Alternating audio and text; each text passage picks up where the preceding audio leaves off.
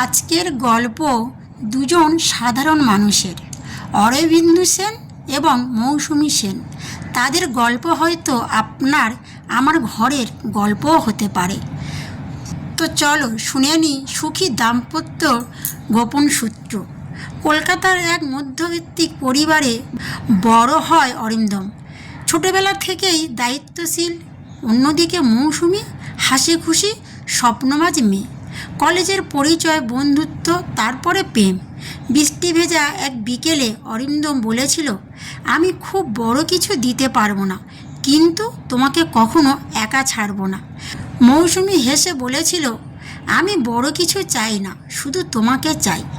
ভালোবাসার সেই সরল প্রতিশ্রুতি নিয়েই তাদের বিয়ে।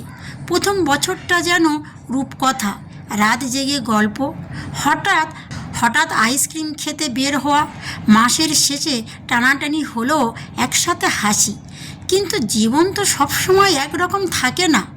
বিয়ের 2 বছর পর অরিন্দমের অফিসের চাপ বেড়েছে। প্রমোশনের দৌড়, টার্গেট, বসের বকুনি। অন্যদিকে মৌসুমীর সংসারের সমস্ত দায়িত্ব সামলাচ্ছে। শ্বশুর শাশুড়ি দেখাশোনা, রান্না, সংসারের সমস্ত কাজ করা, বাজেট ম্যানেজ করা। একদিন রাতে মৌসুমী অরিন্দমকে বলল, আজ একটু আগে ফিরতে পারতে না? অরিন্দম বলল, অফিসটা কি আমার ইচ্ছায় চলে? মৌসুমী একটু দুঃখ পেয়ে বলল, আমি কি তোমার শত্রু? অরিন্দম রেগে বলল, তুমি কিছুই বোঝো না। সেদিন প্রথমবার তারা আলাদা মুখ করে ঘুমালো। দিন যেতে লাগলো, ঝগড়া ছোট থেকে বড় হতে লাগলো। অরিন্দম ভাবতো, আমি এত কষ্ট করি সংসারের জন্য, তবুও বুঝতে চায় না। মৌসুমী ভাবতো, আমি সারাদিন অপেক্ষা করি আর ওর কাছে আমার কোনো মূল্য নেই। একই ঘরে থেকেও তারা যেন দূরে সরে যাচ্ছিল। কথা কমে গেল, হাসি কমে গেল।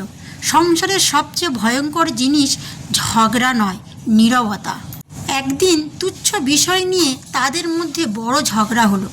মৌসুমী কাঁদতে কাঁদতে বলল, তুমি যদি সুখী না হও তাহলে আমায় ছেড়ে দাও। এই কথাটা অরবিন্দুর বুক কাঁপিয়ে দিল। সে প্রথমবার বুঝল, এটা ইগোর লড়াই নয়, এটা সম্পর্ক বাঁচানোর সময়। সেদিন রাতেই সে ড্রয়িং রুমে একা বসে পুরনো অ্যালবাম দেখছিল। বিয়ের দিনের ছবি, হাসি মাখা মুখ। সে মনে মনে বলল, আমরা কবে এত দূরে চলে গেলাম। পরের দিন সকালে অরিন্দম অফিসে না গিয়ে মৌসুমীর সামনে বসল আর বলল, আমরা দুজনেই ঠিক, কিন্তু আমরা একে অপরকে ভুলভাবে বোঝাচ্ছি। মৌসুমী চুপ করে শুনছিল। অরিন্দম আবার বলল, আমি জিততে চাই না মৌসুমী, আমি তোমার পাশে থাকতে চাই। এই একটি বাক্য যেন বরফ গলিয়ে দিল। দুজনে কেঁদে ফেলল। এরপর তারা কয়েকটি নিয়ম বানালো। 1, ঝগড়া হলেও কথা বন্ধ করবে না। 2, প্রতিদিন অন্তত 15 মিনিট শুধু নিজেদের জন্য। 3, ভুল হলে সঙ্গে সঙ্গে সরি। 4, অন্যের সামনে একে অপরকে ছোট করবে না। 5, মাসে একদিন শুধু দুজনের সময় হবে। তারপর প্রথম কঠিন ছিল, কিন্তু ধীরে ধীরে বদল আসতে লাগলো। অরিন্দম অফিসে থেকে ফিরে ফোন দূরে রাখত। মৌসুমী অভিযোগের বদলে কৃতজ্ঞতা প্রকাশ করতে শিখল। একদিন লাইট চলে গিয়েছিল। গরমে বিরক্ত না হয়ে তারা ছাদে গিয়ে বসে রইল। মৌসুমী বলল, মনে আছে কলেজে এমন রাতে আমরা কত গল্প করতাম? অরিন্দম হাসল, মনে আছে। তখন ভবিষ্যৎ নিয়ে স্বপ্ন দেখতাম, এখন ভবিষ্যৎ গড়ছি। তাদের মধ্যে আবার সেই হাসি ফিরল। তাদের বিবাহবার্ষিক দিন। অরিন্দম একটা ছোট্ট কেক নিয়ে এলো। সে বলল, সুখী দাম্পত্যর গোপন সূত্র হলো, ভালোবাসা নয় বোঝাপড়া, জেতা নয় ছেড়ে দেওয়া, দূরে সরে যাওয়া নয় আরও কাছে আসা। মৌসুমীর চোখ ভিজে উঠল আর সে ভাবল, সংসার কখনো নিখুঁত হয় না। ভালোবাসা মানে শুধু রোমান্স নয়, ভালোবাসা মানে দায়িত্ব, সম্মান, সময় এবং ক্ষমা।